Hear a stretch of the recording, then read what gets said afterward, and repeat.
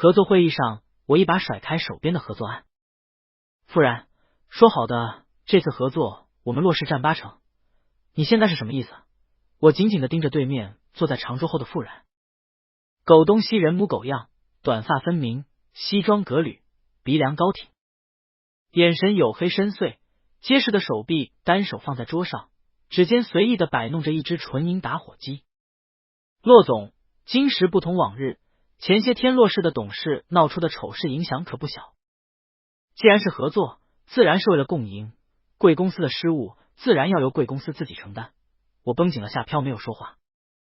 和傅家的一言堂不同，骆家是家族制，家里大大小小的直系亲属都有股份，这也就导致一旦各位股东不老实，我这个现任的骆氏总裁就要被迫背黑锅，处理他们的烂摊子。自从我爸意外去世后，天知道我算计了多少才当上这个总裁。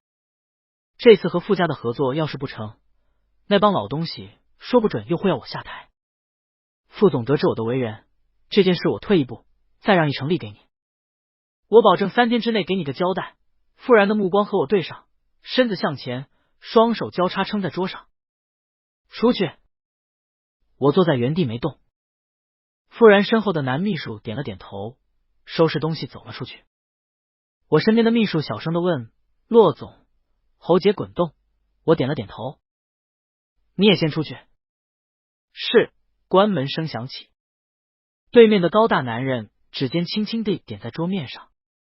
骆总知道我不是轻易退让的人，55分是我的底线。见我没说话，男人起身走到我旁边，左手按在我放在桌上的手上。傅然，你知道我的处境。我低下头，难得的露出一丝脆弱。男人的手从我的胸前滑到喉结，我脆弱泛红的眼完全暴露在他面前。傅然眼中的欲望明显，弯腰狠狠地吻上我的唇。空气开始燃烧，气温烫得让人难以呼吸。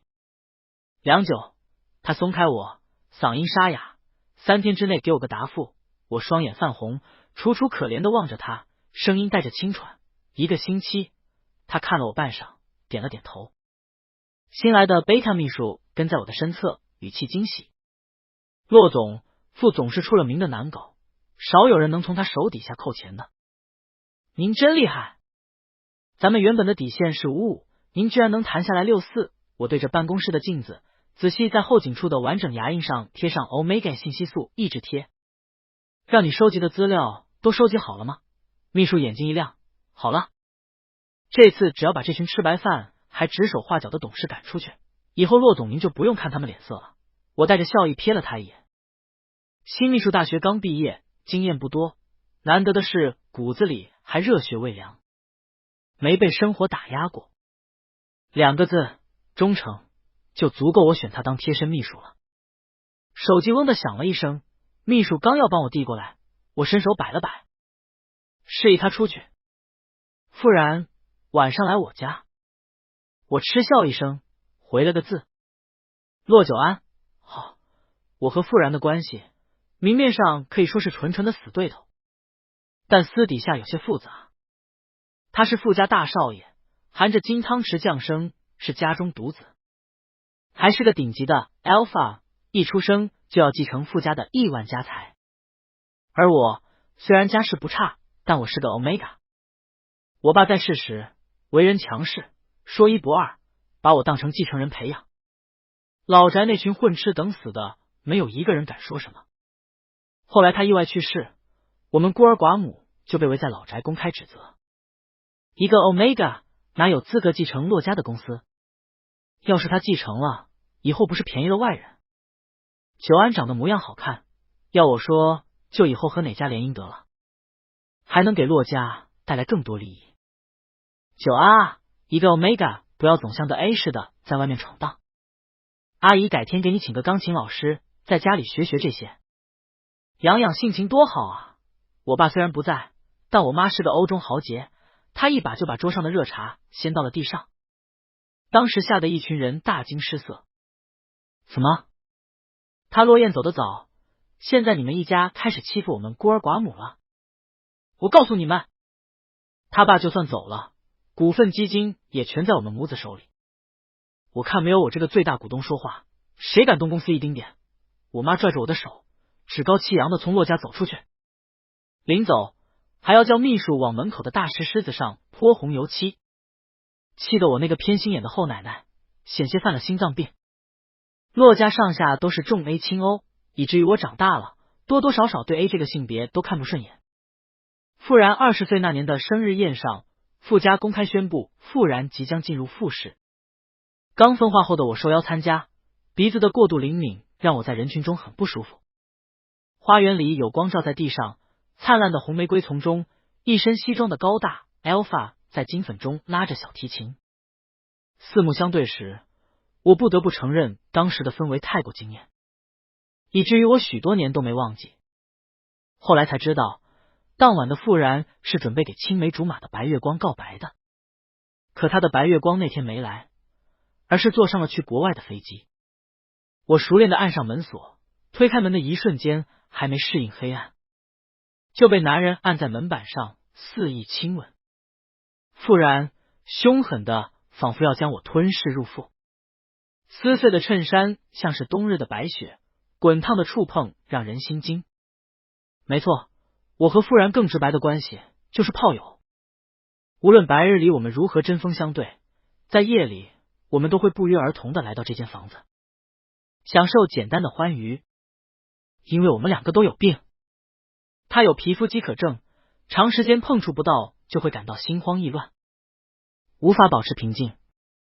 而当时刚分化的我离开时遭到暗算，车冒着白烟停在路旁，草莓的香气悠悠的在路上消散。骆九安，男人低沉的仿佛大提琴的声音将我混沌的脑子吵醒。将我抱起时，我不自觉的挣扎，腰间的皮肤被他的掌心碰触，可以隐约感到他的手在发抖。当时的我简直快要被失衡的信息素烧傻了。没办法，傅然将拳齿抵在我的后颈处，第一次临时标记了我。从医院清醒，医生告知我得了信息素失衡，需要长时间大剂量的 Alpha 信息素。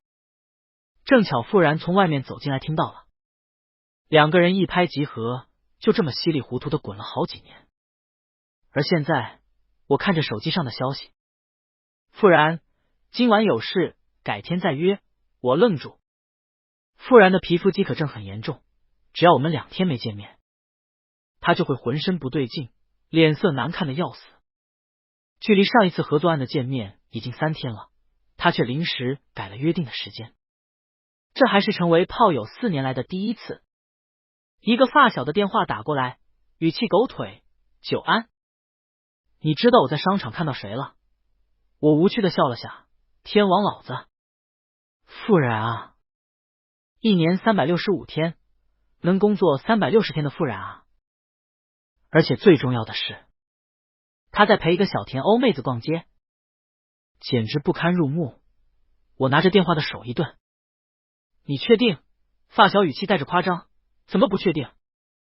那个小甜我也认识，就是传说中傅然的白月光沈柔，当年出国那个。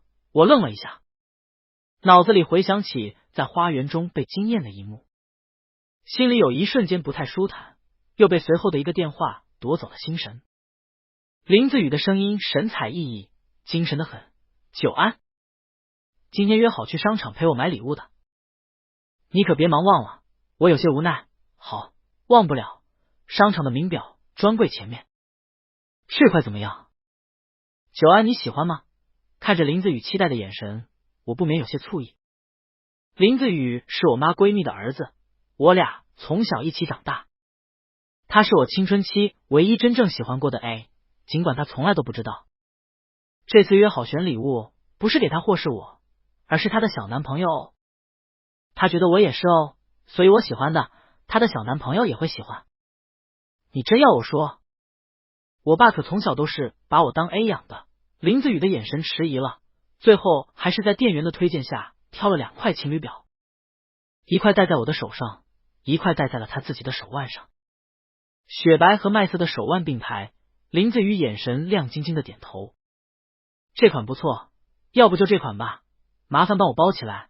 被别人的幸福刺伤了眼睛，我扭头想四处看一下。一回头却看见了傅然。我愣了一下，他旁边的沈柔身材高挑，笑起来一脸温柔。他正挽着傅然的手臂，仰头看他。傅然，你怎么了？没什么。他说了没什么，脚步却停在专卖店的门口没有动。我想着，既然是炮友，人家的白月光也回来了，那咱们还是不要打扰了。扭头假装没看见的继续和林子宇窃窃私语，却没注意到傅然的拳头一瞬间收紧，脚步和高跟鞋声再次响起。远远听到沈柔问他：“刚才的是你朋友？”傅然的声音冷冰冰的：“合作过一两次。”我在心里冷笑一声：“卸磨杀驴的好快啊，傅总。”晚上刚洗完澡，我倒了杯红酒，刚喝了个微醺。一想起傅然的话，心里还是不免骂了他几句，脑子里全是下次合作怎么从他手里多捞点好处。门铃响得又快又急，谁啊？赶着投胎。一开门，傅然猛地将我抱起，扛在肩上。他急走几步，将刚喝了酒的我摔在沙发上。他的样子有些不对，我慌张的用脚蹬着沙发往后退，想拉开距离，却被一只大手狠狠的箍住脚腕，将我拉回了原地。我穿着睡衣的身子在沙发上摩擦着，睡衣下摆被拽得凌乱。空气中突然迸发出一股烈酒的味道，呛得本就喝了酒的我脑子更加晕乎乎的，草莓的味道也逐渐发散。傅然，你喝醉了。我双手推着他的肩膀，双眼直视他的眼睛，想让他清醒一点。可此时男人的眼底哪还有一丝清明，满是情欲的漩涡。傅然的声音沙哑：“骆九安，我们约定好的，维持关系的期限内不能和别人发生关系。”我皱了下眉，想起下午他在沈柔面前撇清关系的言论，心里的火腾的冒起。我一把松开他，在满是的草莓烈酒味道的加持下，我口不过脑子的开口：“你放心，你没和沈柔上床之前，我和林子宇不会有什么的。”傅然闻言一听，原本喝了酒有些混沌的目光瞬间犀利：“你想和他有什么？他站得太高，让我有些处于弱势。”我从沙发上起来，起身整理被他弄乱的衣服，语气带着不耐烦：“关你屁事！”扭头看到他面色难看，我灵机一动，假装震惊的走近傅然，指尖轻轻在他心口画了个圈。“傅然，你别告诉我咱俩睡了好几年，你突然喜欢上我了吧？”傅然瞳孔一缩，突然伸手握住我的指尖。我心头一跳，不会被我说中了吧？然后就看傅然冷笑一声，将手甩开。骆总觉得好笑吗？我心下一动，走到门口，将大门一开。当初约定好的还有两个人要多有时间。我明天要去公司处理些寄生虫，今天恐怕没时间招待傅总。傅然深深的看了我很久，迈开大步走了。他虽然走了，屋内浓烈的信息锁却无处不在，草莓味似乎更浓了。我好像信息素紊乱了。颈后的腺体滚烫，我的不自觉的摸上手机，却在最后忍住了将傅然叫回来的冲动。对傅然的依赖让我将手机狠狠的捏在手里，最后呼吸急促的把自己埋进刚才沾染了傅然气息的沙发里。脑子里闪过他凶狠的亲吻，炙热的温度，还有对沈柔的温柔。靠，烦死了！刚进公司，秘书就像只小狗一样，眼神亮晶晶的跑过来，声音带着雀跃：“骆总，都来齐了。”我轻笑一声，推开了会议室的大门。里面的董事大部分都是骆家的七大姑八大姨，也不知道我爸以前怎么忍的。此时面对我这个 Omega 的小辈，脸色都有些不好。久安这才当了几年的骆氏总裁，一个后辈倒让长辈们等着。我往主位一坐，修长的指尖在桌面上随意轻敲。还能等我的时候就好好等着，毕竟以后可能也没机会了。刚才说话的三叔立马拍桌子站起来，大声呵斥：“你怎么说话的？”其他的亲戚也开始七嘴八舌的附和：“就是久安，就算你爸没了，你也不能这么和你叔叔说话。一个 Omega 还有没有教养了？”我带着笑的将资料狠狠的摔在桌面上，同时后面的大屏幕上也出现了资料投影。滚动播放。骆氏是我爷爷白手起家的创立的，因为照顾自家亲戚，才给你们股份分红。就连我爸大刀阔斧收拾公司时，都没有多说什么。如今再看，要是不处理清楚，以后骆氏怕是没有明天了。秘书点了点头，将一沓资料分发给众人。各位董事请看，里面就是我们骆家人，我骆九安各位好亲戚的所作所为。刚才说话的三叔眉头一皱，将资料一摔：九安，你这话说的不对，都是骆家人，家丑不可外扬，这都是家事，怎么能拿到明面上说？我抬手示意，秘书立马将投影停在前几天关于骆氏不良影响的那一页。三叔，这家子公司你是立过军令状的，说表弟一定能把公司处理好。这才没到3个月，他就敢动供应链，还挪用公款，这件事不小。你若说你不知道，你觉得我信吗？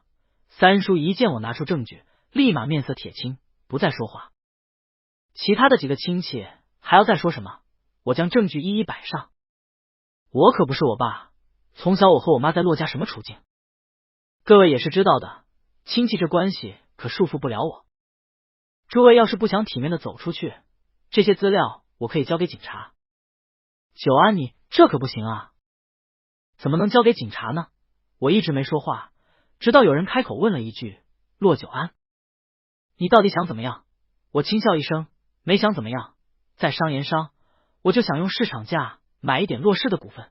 一时间众人心怀鬼胎，没人再出声。我悠哉的抿了一口咖啡。诸位叔伯阿姨可以慢慢想。孙秘书，打电话吧。好的。骆总见孙秘书真的要打电话，有些人才着急，立马开口阻止。慢，我手头有些紧，想赚些快钱，股份可以卖给你一点。见三叔这么识相，我也立马微笑表示，三叔不着急吧，我让他们拟定好合同。下午怎么样？三叔一边擦着满头大汗，一边摇头，不着急，此次战役我大获全胜。临到出门，我不由得感叹一句：可怜天下父母心啊！出了门，孙秘书忧心忡忡的问：他们处理了，那供应链怎么办？现在要去找新的，只怕这么大的货源，一时间不太好找啊。我没回话，拨通了林子宇的电话。听说林总最近收了几个厂子，不然给我吧。电话那头的林子宇声音有些疲惫，好像哭过。九安，你不要开玩笑了，本来就是给你准备的。你怎么了？他被我一问，直接哽咽，失恋了。直到挂断电话，我都没反应过来。孙秘书在一旁听了全部，眼睛一亮，伸手给我点赞。骆总，林总这边你早就准备好了。你表弟呢？我瞥了他一眼，眼含笑意没说话。一打开林子宇家的密码锁，我就闻到了满屋子的酒味，这味道瞬间让我有些不适。我回想起昨晚的复燃。你来了。林子宇猛灌了一口啤酒，颓废的坐在地毯上，茶几上还放着那天我和他一起挑选的情侣手表。怎么喝这么多？我在他旁边坐下，随手开了一瓶啤酒，抿了一口，皱了下眉。没有我的红酒好喝。他不要我了，我们分手了。林子宇双眼通红的上演猛男落泪。我拍了拍他的肩膀，就这么陪他喝了半宿，直到最后他喝醉了，满脸通红，舌头都大了，转过来直勾勾的看着我。他的语气带着失望：九安，如果当年和我告白的是你，该有多好。我没有接话。我和林子宇还有她男朋友徐宁是高中同学，3个人玩的比较好，但我和林子宇从小一起长大，关系更亲密。我和徐宁都喜欢林子宇。高3那年，我给林子宇写了一封信，一紧张忘记署名。林子宇这个笨蛋以为是徐宁写的，徐宁没有解释。我抿了一口酒，半开玩笑的说了一句：你怎么知道我没告白？林子宇一愣，好似没听清一般。九安，颈后被酒精刺激的开始发烫，眉眼间也晕染上了一些红。我伸手一把扯上林子宇的领带，凑过去说：要试试吗？唇越贴越近，气氛升温，他却像被吓到一般，没有躲闪。我脑子里突然浮现了傅然的脸。我盯着林子雨的唇，却停下了。我知道，如果亲了下去，以傅然的性子，我俩就彻底完了。有些甜腻的草莓香在屋内散发，另一股清新的橘子味也越发明显。我轻笑一声，做了决定。我捏了捏林子雨的脸，笑道 ：“A 的香气这么没有攻击性，难怪失恋要哭鼻子了。”我抽身要退，却被林子雨皱着眉翻身，将我压制在身下。干嘛？生气了？林子雨的眼睛有些红，声音也带着略微沙哑。他居高临下的看着我，语气认真的开口：“久安，我们真的在一起吧？”我眼睛瞪大，林子雨的唇却压了下来。就在他亲上来的前一秒，大门砰的被踢开。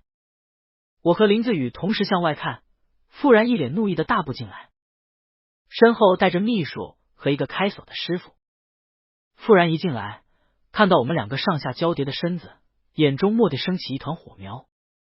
他一把拽住我的手腕，将我整个人从林子雨的身下拽了出去。四目相对，他身上的低气压明显到快要绷不住了。骆久安背着我偷人，本来我是有些懵的，听他这么说，我皱起了眉。傅然，如果我没记错，我们两个的关系貌似只是炮友而已。傅然紧抿着唇，周身带着寒意。林子雨被吓了一跳，酒瞬间醒了很多。久安，你们俩扭头看到他清澈的眼神。我一把拉住傅然的手腕，急匆匆的往外走。你休息吧，我明天跟你解释。楼下，傅然车内。我伸手揉了揉额头，语气烦躁。傅然，你到底在搞什么？他的语气冷冰冰的，为什么就可以跟他解释？傅然抓住我的手腕，紧盯着我，为什么不和我解释？我的嘴唇张开又合上，我整个人都懵了。傅然他脑子坏掉了？我们什么关系啊？我为什么要和他解释啊？他和沈柔做了什么也没和我解释啊？想到沈柔，我又觉得现在这个局面有些没意思，搞得好像老公在抓老婆出轨一样。你真的要听？傅然没说话，眼神之半点没移开。我喜欢林子雨，从高中起就喜欢他，也是因为这份感情，所以我不想让他误会我们的关系。我说的的确是实话，只不过现在终究有些东西不一样了。傅然清冷的眸子中，在我说到喜欢时，流过一丝让人觉得危险的光。我扭动了一下手腕，没挣脱，有些无奈。而且沈小姐既然回来了，我们的关系就此断了比较好，免得让双方喜欢的人都不开心。你和他带了情侣表，我正在等下文呢。眼皮一跳，傅然却掏出打火机，指尖颤抖的点燃了一支烟。车窗开着，他俊美锋利的侧脸在忽明忽暗的烟火下，好看的一如当初花园里第一次见他那般惊艳。一时间两个人都没有开口。过了半晌，如果我说我不喜欢沈柔呢？我心头猛地一跳。随后我轻笑一声，傅少喜欢谁都是你的自由。傅然将烟灰弹到车窗外，车窗缓慢升起，空间密闭。小动物的直觉告诉我有些不妙。我的手刚按在车门上，就听一声锁门声响起，车被锁得严严实实的。傅然，我侧头去看傅然，怒目而视，可他却眼尾通红的朝我露出一个明媚的笑容。我愣了一瞬，接着就闻到一股浓烈的酒香在密闭的车内空间蔓延。清冽浓郁的酒香比清新的橘子更让草莓上头。刚才在屋内只流露出一点的草莓香气，此时一碰到烈酒，仿佛打开了阀门一般奔涌而出。傅然仿佛大提琴一般低沉的声音带着轻笑：久安，你的 Omega 老师没教过你吗？信息素是不会骗人的。松手！我伸手推他，却因为信息素紊乱，突然没了力气。车座被放下来，四肢落在上面的我没有力气，只能爬着逃跑。高大的男人从后面直接压住我。傅然，你！低沉性感的声音在耳后响起。他说：久安，我想碰碰你，明明是已经熟悉的身体，可今天不知道为什么，总觉得让人感到恐慌。被握住的一瞬间，男人的唇齿狠狠地咬住了我的后颈腺体，酸酸痒痒伴随着让人头脑发白的愉悦感，一时间让我整个头脑发空。不知过了多久，我整个人无神的被傅然抱在怀里，脸上是刚才不受控制时流下的泪水。车子缓缓启动前，我恍惚间听到傅然在我耳边轻轻的说了一句：“别喜欢别人。”半夜，我被尿憋醒，下床上完厕所，躺到床上刚要睡，突然想起了他说的这句话。我唰的一下从床上坐起来，大吼一声：“不是！”傅然他有病吧？整个人都气得不行。他一个炮友，难道还以为自己是正宫娘娘吗？还管我喜欢谁？神经病吧！我伸手摸了摸酸痛的腰身，还想再骂几句，床头的台灯突然亮了起来。妈，够了吗？我吓了一跳，刚要起身躲闪，就被大手掐住了腰。傅然的俊脸上睡眼心切，但说的咬牙切齿：“我还担心你累了。”现在看来，洛少还是很有精神的呀。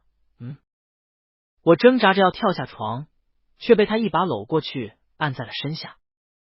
我的唇被狠狠的咬住，100倍撩起。他的指尖不太规矩的开始做坏事。一盏台灯的照射下，烈酒和草莓又开始了新一轮的纠缠。我伸手捏了捏眉心，眼前有些发昏。信息素紊乱引发的发情期，我接连好几天被傅然那狗东西按在家里胡闹。要不是有2场重要合作，还不知道他什么时候才会松开我。刚开完会，林子宇推开办公室的门进来了。来找我？林子宇点了点头，语气认真：“你和傅然，我有些不自在的移开视线，跟你提过的，我分化时被暗算。之后身体出现了点问题，信息素紊乱，傅然那次帮了我，他也很需要一个合适的 Omega， 我俩就这么互相将就了。”站在桌前的林子宇目光带着深思，思考许久，他从怀里掏出一个礼物盒，推到我面前。久安，这是上次我们一起选的情侣手表，我没送给徐宁。如果你需要一个 Alpha， 我可以帮。我皱着眉，抬手打断了林子宇接下来的话。阿宇，我是需要一个 Alpha 帮我稳定信息素，但我不需要别人可怜我，迁就我。我认真的看向林子宇，将桌子上的手表再次推到他面前。如果我不是第一选择，那我宁可要单纯的肉体关系。林子宇有些激动的抓住我的手。久安，我不是那个意思。傅然他有沈柔了，这是在京圈里谁不知道？你会受伤的。我淡漠的看向他，抽回手，目光又越过他，看向他身后的傅然。所以你们2个我谁都不要。林子宇转过头和傅然四目相对，仿佛能看到2人之间的火花迸溅。最终他先放弃，神情落寞的把情侣手表带走了。我站在办公桌后看着他的背影，该说不说，心里是有些暗爽的。我和林子宇从小一起长大，我和徐宁都喜欢他。我不相信被人多看一眼都会有感应的，他会不知道。就算是真的反应迟钝，难道我的笔记和徐宁的笔记他会认不出来？我不信。滚！傅然对我的骂声置若罔闻。他把饭盒放到了桌上，一一打开后是香味扑鼻的几样家常小菜。我抱着肩膀冷笑一声，傅总来献殷勤，也不送点鲍鱼、龙虾，这些未免有些拿不出手吧？鲍鱼、龙虾什么的，有钱就能买到，傅太太亲手下厨的小菜，可不是能随便买到的。傅太太，傅然的妈妈。她将筷子递给我，尝尝吧。不知为什么，坐下后我心里暗自懊悔。家常小菜的口味很清淡，比起经常吃的店铺，倒是多出了一丝家的味道。我妈是个大小姐，嫁给我爸之后就别提下厨做菜了。偶尔心血来潮做顿饭，我们父子俩能吃进医院。我没忍住，轻笑出声。傅太太的厨艺很不错。傅然表情未变，只是听到夸奖时眼神里带着暖光。我妈听说我把公司那群寄生虫处理了，火急火燎的从国外回来，要给我出气。他踩着高跟鞋在前面走得飞快，他们居然敢在原材料上动手脚，你怎么不跟我说？我要是知道，直接送他们全家去坐牢。我推着行李跟在他身后，心里暖暖的。我半年前故意留的空子，就为了把他们一网打尽。再说我都20好几了，哪能有点事情就找妈妈帮忙啊？说出去多丢人啊！他带着美甲的指尖在我脑门上戳了一下。你呀，还算是没让我操太多心。到了机场门口，秘书还没到，我俩正在说话时，一辆玛莎拉蒂停在了我们面前。我一愣，傅然已经下车，趁我没反应过来，他手脚灵活的把行李箱放到了后备箱里。我妈看着傅然高大健壮的身体，满意的点了点头。你这个新秘书很不错，比之前那个瘦瘦的好多了。我苦笑着点了点头。我妈突然问，你刚才说到那个傅然，对了，说到他你还骗了他1成的份额呢。我一抖，视线和后视镜中傅然带笑的目光对上，他冷冷的接了一句，对，骆总还用了美人计。我妈震惊，什么美人计？对谁？对那个叫傅然的小子吗？一路上我不得不一点点解释，刚解释了一点，傅然就在旁边捣乱的插一句。到了家门口，我妈被我劝进了屋。见他不在，我没忍住的吼了一句，傅然。傅然不仅没生气，反倒在拎着行李路过我身边时，掐住我的后颈，狠狠的在我唇上咬了一口。我则回敬给他小腿一脚。我妈回来后，傅然也不知道抽什么风，连着1个星期往我家送红玫瑰。我妈打趣我，也不知道哪家的小子眼光这么好，气得我直接订了1卡车玫瑰花瓣，要他们在傅然公司门口撒他一脸。我恶狠狠的给傅然发了条消息，滚去公司大门口。傅然，不去就滚！我说，这次还不狠狠的侮辱他这个 alpha， 让他颜面扫地。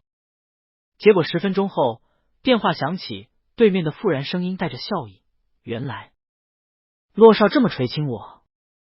你在说什么鬼话？电话那头的傅然声音性感的让人耳朵发痒，我很喜欢，喜欢个屁！他到底在说什么？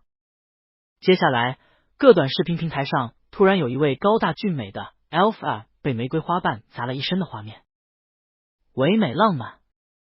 秘书拿着手机递过来给我看评论区。哇，傅然这个金圈高富帅 alpha 被砸懵了，有点磕到了怎么办？这是谁家的 Omega 这么会？难怪人家能抱得美人归呢。羡慕，狠狠的羡慕。请问这些玫瑰没人要的话，我可拿扫帚扫走了。我震惊，他们什么意思？我会和傅然告白？他也配？狠狠骂了傅然几句之后，我就没把这事放在心上。谁知道晚上这件事突然在网上发酵，起因是沈柔有个偶尔直播千金生活的短视频账号。今晚直播时，他身后的地板上铺着一片玫瑰花瓣。脑洞清奇、浮想联翩的网友一下子就想到了下午给傅然送1车玫瑰花瓣的人。沈柔淡笑不语，旁边一起直播的闺蜜却突然开口：“这你有什么好瞒着的？直说呗！”她这么一说，直播间的人就更好奇了。她闺蜜接着语气夸张的凑到镜头前面：“你们不知道啊，傅少曾经跟我们柔柔告白过，不过那时候柔柔要出国留学，就没答应。当时傅少难过的不行。这次柔柔回来，2个人年纪也大了，按2家父母的意思，这婚事也快了吧？”沈柔娇嗔的推了他一下：“哪有那么快？他公司忙得很呢。”网友们一时间确信不疑，疯狂在弹幕里打着祝福的语句。沈柔姣好的外貌，羞红的脸颊，让整个事情的热度疯狂上升。半夜里，又有好心人把我被傅然搂住亲吻的视频放上来，大小姐欢天喜地等待情缘，男小三不要脸的鸠占鹊巢，底下谈论声不断，却莫名其妙有些跑偏。是男的什么人啊？你别说，长得还挺好看的，要不再加我一个？楼上什么三观？要加也是加我呀。话说，这个人看起来怎么像是我家总裁？特补的，我们家总裁被人拱了吗？是不是骆氏总裁？我之前合作的时候见过，说明一下，我是和我们副总一起去的。没觉得他们俩认识啊？什么？明修栈道，暗度陈仓。骆氏总裁难道也是个 Alpha 哟 ？AA 相恋，刺激了。骆总是 Omega， 傅然真该死啊！这么有钱又有颜值的欧本来应该是我的。楼上别颠了，地上那泡尿不够让你看清自己。而我刚睡醒，坐在床上，床边是我妈。此时的她正眼冒星星的一字一句给我读网友的评论。上次开车那个就是傅然，你也不说一声，果然我儿子就是随我，眼光好。这个人说的对，不是谁都配得上我儿子的。不过这个傅然到底怎么回事？一边欺负我儿子，一边和白月光纠缠不休，欺负咱们脾气好。我揉着很痛的额头，刚想打电话问问秘书发生了什么，就见我妈突然蹦起来尖叫一声，然后拽着我的胳膊一顿晃。你看，我就说没人会不喜欢我儿子。忍到我面前的手机上，傅然黄色认证的账号下面发了一条消息：我和久安的确没谈恋爱，送玫瑰花瓣也不是求爱，而是被我追求的有些烦，特意来回报我的。至于沈小姐，的确是要和傅家联姻，但那是我表哥，跟我没关系。冷漠的语气，截然不同的叫法，两种态度明显有区别。底下瞬间涌现出一批看文的网友，磕生磕死，其中也有一些怀疑的声音。人家副总和骆总在一起，沈柔出来还特意摆了玫瑰花瓣做什么？故意添堵？摆玫瑰花瓣怎么了？只能你家骆总用玫瑰花瓣砸人，不能我们沈小姐摆玫瑰花瓣了。你摆可以，你挑人家两个人告白的时候，上赶着凑上来，贱不贱啊？确实，而且明明是和副总的表哥联姻，却不讲清楚名字，不就是引导别人联想吗？好绿茶啊，隔800米远，我都闻到了绿茶味儿。我妈激动的双眼放光，网友的眼睛果然是雪亮的。而沈柔因为这件事人设坏了，和傅然表哥的婚事也被傅家一致拒绝。沈家本来也不是什么大家族，一时间婚事不成，惹了一身骚。我好不容易逃脱了我妈的逼问，刚进办公室就被一屋子的红玫瑰险些晃瞎了眼睛。我捏了捏额头，咬着牙看向傅然，你到底要干什么？他倒是坦然的拉着我，将我按坐在椅子上。告白啊？你不是都暗示我了？骆总懵了。谁暗示你了？他单膝跪在地上，从口袋拿出一个礼物盒，盒子打开是一只精致漂亮的定制表。如果我不是第一选择，那我宁可要单纯的肉体关系。我愣了一下，这是我上次在办公室和林子宇说的话。我的手腕被抬起，手表被戴在手腕上。傅然抬起头看我，眼睛亮得像是夜空的星星。现在你是我的第一选择，手腕上的表不沉，我却有种被锁住的慌乱感。副总的玩笑并不好笑，我想把手抽回来，却被他攥得紧紧的。久安，你看不出来我在追你吗？室内的烈酒味熏得人仿佛要醉了。我心头跳得飞快，像是在打鼓，面上不显，还想再矜持一下，但满室的草莓味儿遮也遮不住。我的脸青一下就红了，狠狠地踹了傅然一脚。烦死了，我的脚踝被他的掌心攥住，滚烫的让人发慌。他仰起头，直接吻上我的唇，气息交融间，他的掌心像是藤蔓般顺着脚踝向上攀爬，直到摸上了膝盖，被西裤挡住。他眼尾通红的松开我，声音沙哑的不成样子。安，我想抱抱你。当天的热搜头条是一个评论：惊，热爱工作的副总大白天把我们的骆总扛走了。而我正颤着声疯狂捶着傅然的肩膀。出去！骂他的时候我的声音抖到不行，还带着哭腔。他抓住我的脚踝，怎么也不肯松手。汗水滴在我的腰间，又滑下去，滚进了床单里。王八蛋！你不是说你会的吗？一向镇定自若的傅然第一次有些惊慌，语气带着不解。我看过完全标记教程啊。说着，他就又狠狠的来了一下。我的腰下一软，直接被翻了过来。傅然，分手！咱们俩现在就分手！身后的傅然没出声，我侧头去看，他的眼睛直接红了。